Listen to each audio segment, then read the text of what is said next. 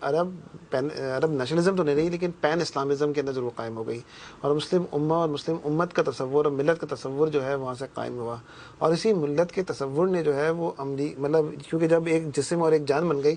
تو چاہے وہ افریقہ کے اندر ہو, چاہے وہ سعودی عرب کے اندر ہو, چاہے وہ جارڈن کے اندر ہو, چاہے وہ پاکستان کے اندر ہو, چاہے وہ افغانستان میں ہو, چاہے وہ عراق کے اندر ہو, چاہے وہ بیت المقدس کے اندر ہو, چاہے وہ صومالیہ کے اندر ہو, جہاں کہیں بھی درد ہوا اور ان تمام درد میں مشترکہ طور پہ امریکہ ہی وہ تھا جو کہ درد کا انجیکشن لگا رہا تھا, تو امت مسلمہ نے ہر جگہ سے اس کا درد فیل کیا. اسی لیے اکراس دا بورڈ پوری امت مسلمہ کے اندر, آپ کو ایک بڑی دلچسپ بات بتاؤں کہ 2001 میں انڈونیشیا کے اندر سب سے زیادہ مسلم امہ کی, مطلب کسی بھی اسلامی ممالک میں سب سے زیادہ انڈونیشیا میں امریکہ کی حمایت پائی جاتی تھی, جو کہ 75% کے قریب تھی. یعنی پاکستان سے الٹا معاملہ تھا. پاکستان کے اندر 3 میں سے 1 حامی ہے تو وہاں پہ 3 میں سے 1 ہی جو ہے وہ مخالف ہوتا تھا. لیکن یہاں پہ جو ہے وہ صورتحال آج بھی ہے کہ ان میں سے نصف لوگ جو ہے وہ صرف رہ گئے ہیں جو کہ امریکہ کی جو ہے وہ حمایت کر رہے ہیں. تو یہ مطلب ان جیسے ممالک کے اندر بھی جو ہے یہ اثرات اور یہ چیزیں جو ہے وہ امپیکٹ وہاں تک بھی پہنچا ہے. اچھا نعمان, ابھی آپ نے گفتگو میں القاعدہ کا ذکر کیا کہ وہ کس طرح سے ایمرج ہوئی, اور 9/11 کے واقعے کا پورا الزام میڈیا پہ اور ہر طرح سے پروپیگنڈا ٹیکنیک اختیار کرتے ہوئے القاعدہ پہ ڈالا جاتا ہے. سوال یہ ہے کہ اس بارے میں عالمی رائے عامہ کیا کہتی ہے, پبلک پرسیپشنز کیا ہیں, اور سرویز کیا بتاتے ہیں کہ اس پہ عالمی رائے عامہ کا کس حد تک اتفاق ہے؟ یعنی اگر آپ عالمی رائے عامہ میں پہلے مسلمانوں کی طرف سے نظر اٹھا کے دیکھ لیں تو مسلمانوں کو تو ہمیشہ سے اس پہ ایک شک ہے کہ اتنی بڑی عمارت سے ٹکرا جانے سے کیا کوئی عمارت گر سکتی ہے کہ نہیں گر سکتی. دوسرا سوال جو اٹھایا گیا وہ یہ کہ پینٹاگون کی جو عمارت ہے وہ اتنی ہائٹ ہی نہیں رکھتی کہ ایک پلین اس لیول پہ جا کے ٹکرا سکے. اس کے لیے اس پلین کو باقاعدہ رن وے پہ رن کرنا پڑے گا ٹکرانے کے لیے. اور اسی لیے پھر ہم دیکھتے ہیں کہ کچھ کتابیں, خود فرانس میں ایک کتاب بالکل ابتدائی دور میں لکھی گئی جس کا نام تھا 9/11 The True Lies, اور اسی قسم سے خود مغرب کے اندر ہم کئی افراد کو دیکھتے ہیں جو اس پہ سوالات اٹھا رہے ہیں. ان میں ایک بہت ہی مشہور نام ایئن ہینشل کا بھی ہے. ایئن ہینشل نے ابھی ریسنٹلی اس کی ایک ادارہ ہے ری انویسٹیگیٹ 9/11, اس کے تحت اس نے ایک سروے کروایا خود برطانیہ کے اندر اور فرانس کے اندر, اور اس سروے کے مطابق 50% سے زیادہ آبادی خود یو کے کی, یعنی مسلمانوں کی نہیں, یو کے اپنی آبادی یہ رائے رکھتی ہے کہ ہمیں جو باتیں بتائی گئی ہیں 9/11 کے بارے میں وہ مبہم ہیں اور صاف اور کلیئر نہیں. اور اسی قسم کے جواب آپ فرانس کے اندر بھی افراد سے دیکھتے ہیں. اگر پس منظر میں دیکھا جائے تو جس قسم سے پورے 9/11 کی کہانی کو ایکسپوز کیا گیا تو ہم دیکھتے ہیں کہ بش نے جس قسم سے ساری دنیا میں کہا کہ جی یہ القاعدہ ہی کا کام ہے, اور کسی حکومت کو اور کسی مسلم عوام کے سامنے کوئی ایسا ایویڈنس, کوئی ایسے شواہد لا کے پیش نہیں کیے گئے جس سے یہ ثابت ہو سکے کہ یہ کام کن افراد کا تھا اور کن افراد کا نہیں تھا. واحد فرد جس نے کہا کہ میں نے شواہد دیکھے ہیں وہ پرویز مشرف تھے, اور انہوں نے بھی وہ جو ہے رائے یا وہ شواہد اپنی عوام کے سامنے کبھی پیش نہیں کیے. تو یہ تو ایک ایسا مبہم سوال ہے جس کے بارے میں, سوال سے میرا مطلب یہ ہے کہ یہ ایک ایسی مبہم چیز ہو گئی ہے یا بن کے رہ گئی ہے کہ جس میں دونوں طرف کی رائے رکھنے والے افراد اپنے اپنے شواہد لا کے یہ ثابت کر سکتے ہیں کہ جو چاہتے ہیں کہ القاعدہ نے کیا وہ ثابت کر سکتے ہیں کہ القاعدہ نے کیا, اور جو نہیں چاہتے وہ یہ بھی ثابت کر سکتے ہیں کہ اس کے اندر CIA اور FBI کے بڑا اہم کردار تھا کرنے میں. اب اس کی سچائی تو غالباً امریکی حکومت اور جو عالمی حکومتیں ہیں انہی کو معلوم ہوگا. بہرحال بش جونیئر ہوں یا سینئر یا اوباما, ان سب کی توپوں کا رخ تو القاعدہ کی جانب ہوتا ہے. لیکن ابھی لیٹسٹ جو سرویز آئے ہیں اور اس میں ہم دیکھتے ہیں تو ہمیں یہی معلوم ہوتا ہے کہ عالمی رائے عامہ ابھی تک اس بارے میں کنفیوز ہے, اور وہ القاعدہ کو ٹوٹلی بلیم نہیں کرتی, بلکہ بہت ہماری اگر تحقیق کی زبان میں اور ٹرمز میں دیکھا جائے تو وہ اگنور کرنے والی جو ہے وہ فیگرز آتی ہیں مختلف ممالک میں, نہ صرف مسلمانوں میں بلکہ عام لوگوں میں بھی. اچھا, ہم جب مسلم ممالک کا جائزہ لیتے ہیں, رائے عامہ کے سرویز جو ہمیں بتاتے ہیں, تو امریکن گورنمنٹ اور امریکن پالیسیز کو مسلم عوام اپنے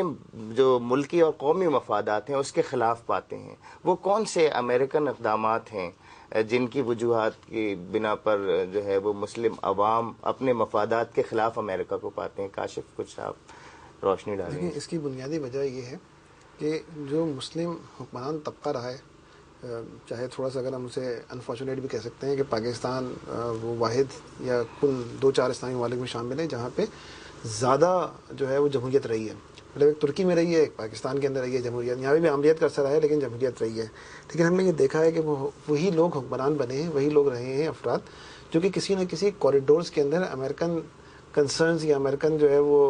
افراد کے ساتھ رابطے میں رہے ہیں. اور ان کی جیسے میں نے ابھی آپ کو بتایا کہ جس دن بے نظیر کا تاریخی استقبال لاہور میں ہوا تھا اس دن بھی 22 امریکی سینیٹر جو ہے وہ اسلام آباد میں بیٹھے ہوئے تھے کہ اس لیے کہ ان کا کوئی نہ کوئی دباؤ موجود تھا.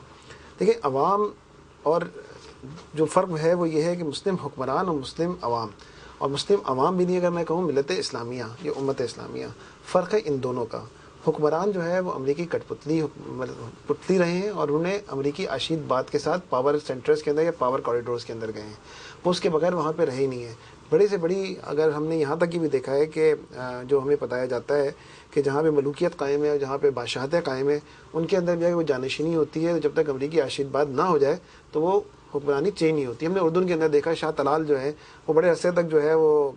جانشین کے طور پہ رہے, لیکن اچانک سے شاہ حسن وہاں پہ جو ہے وہ شاہ حسین نے جو ہے چینج کر کے ایک نئے آدمی کو جو ہے وہاں پہ اپنا جانشین جو ہے مقرر کر دیا. اسی طرح جو ہے وہ افغانستان, آپ مصر میں دیکھیں, مصر کے اندر یہ جو اتنی بڑی تحریک جو اچانک سے ہمارے سامنے التحریر اسکوائر پہ پاپ آؤٹ ہوتے ہوئے نظر آتی ہے, جس کے اندر ہمیں لاکھوں نہیں ملینز کے حساب سے جو چیزیں نظر آتی ہیں اور لوگ جو ہے سڑکوں کے اوپر موجود ہیں اور تحریک کی بات کر رہے ہیں اور بغاوت کی انہوں نے حکمرانوں کے خلاف. وہ تحریک آج سے نہیں چل رہی, وہ تحریک تو کئی عرصے سے چل رہی ہے. اس تحریک کا نام الکفایہ یعنی انف کے نام سے وہ چل رہی تھی اور انہوں نے مصر کے خلاف باقاعدہ ان کی مہم چل رہی تھی. مصر کے اندر جو وہاں پہ ہمیشہ جو وکلا برادری رہی ہے اس کے جو صدر رہے ہیں وہ ہمیشہ اسد البنا کے صاحبزادے وہاں پہ اس کے ہیڈ جو ہے صدر منتخب ہوتے رہے ہیں اور ان لوگوں کو جیلوں میں ڈالا جاتا رہا ہے. تو یہ تمام چیزیں ہمیشہ حکمران اور عوام کے درمیان گیپ کو شو کرتی ہیں. آپ پاکستان کے اندر دیکھ لیں تو پاکستان کے اندر پرویز مشرف نے جیسے ہی پرویز ان کو اگر جارج بش فون کرتے ہیں اور بش صاحب کہتے ہیں کہ یو آر وتھ می اور وتھ اینیمیز, تو وہ کہتے ہیں کہ ہم جو ہے وہ آپ کے ساتھ کھڑے ہوئے, راتوں رات وہ اکیلا فیصلہ کرتے ہیں. اور پھر ہم دیکھتے ہیں یہاں پہ کہ وہی ہماری سرحدیں جن کے اوپر کبھی ہم اپنا ایک فوجی نہیں کھڑا کرتے تھے, آج وہاں پہ ہم نے لاکھوں فوجی کھڑا کر دیے اور وہاں پہ ہم نے اپنے ہزاروں جو ہے وہ انویسٹمنٹ کی اور چیزیں کی. ہم نے یہاں تک کیا ہے کہ ہمارے جو افغانستان کے سفیر جو کہ ہمارے لیے قابل احترام تھے اور جب ہم نے توڑے تو ان کو جو ہے وہ ہم نے الف برہنہ حالت کے اندر جو ہے وہ امریکی فوجیوں کے حوالے کر دیا. ہمیں تمام چیزیں دیکھیں گی, عوام دیکھ رہے تھے اور جیسے وہ کہتے ہیں ٹک ٹک دیدم دم نہ کشیدم, تو وہ والی صورتحال تھی. یہی صورتحال ہم افغانستان میں دیکھتے ہیں کہ حامد کرزئی امریکی پٹھو کے طور پہ آتے ہیں. ہمیں صدام حسین کے بارے میں نظر آتا ہے کہ صدام حسین جو بھی موجود تھے لیکن وہ ایک باز پارٹی کے. قذافی کو آپ دیکھ لیں, شام میں آپ جا کے دیکھ لیں, آپ سعودی عرب میں دیکھ لیں, آپ ان تمام جگہوں پہ دیکھ لیں جہاں, لیکن جہاں پہ عوام کی طور کے اوپر لوگ آتے ہیں سامنے اور پھر وہاں پہ بغاوت نظر آتی ہے اور امریکی ایجنڈے کو ریجیکٹ کرتے نظر آتے ہیں, تو لوگ اپنے حکمرانوں کے ساتھ نظر آتے ہیں. اور وہ چیز آپ کو ترکی میں نظر آتی ہے جہاں پہ ترکی کے اندر وہی 2000 کے اندر جو لوگ تھے وہاں پہ موجودہ حکمران نہیں تھے اس وقت. 2000 کے اندر حکمران بالکل دوسرے تھے جو کہ عامریت اور سوشلسٹ اور سیکولر تھے. لیکن آج جو ہے وہ پرو اسلام حکمران جب آتے ہیں اور وہ اسرائیل کو نہیں کہتے ہیں اور کہتے ہیں کہ اب جب ہماری کوئی نئی ایکسپیڈیشن جائے گی غزہ کے اندر تو ہمارے دونوں طرف جو ہے ہمارے فوجی لوگ کھڑے ہوں گے, تو 54 یا 52% کی حمایت کم ہو کے صرف 12% اور 10% کے اوپر رہ جاتی ہے. تو اس بات کی غمازی کرتی ہے کہ اگر حکمران امریکہ کے خلاف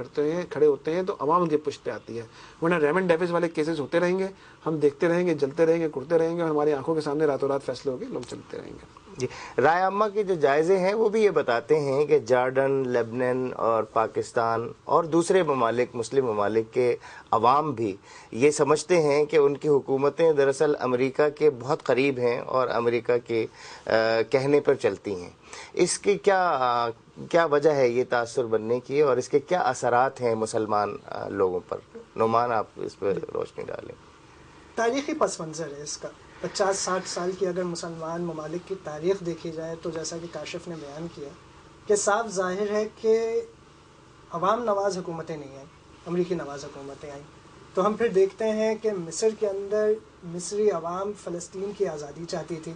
مصری عوام جانتی تھی کہ ان کے ہی بارڈر سے لگتا ہوا ایک علاقہ غزہ کا علاقہ بھی ہے اور اس کے لیے مصری عوام جہاد کرنے کو بھی تیار تھی. اور جیسا کہ میں بھی پہلے بھی بیان کر چکا ہوں کہ عز الدین قسام بریگیڈ بنی بھی اور اس کے تحت حرکت ہوئی بھی.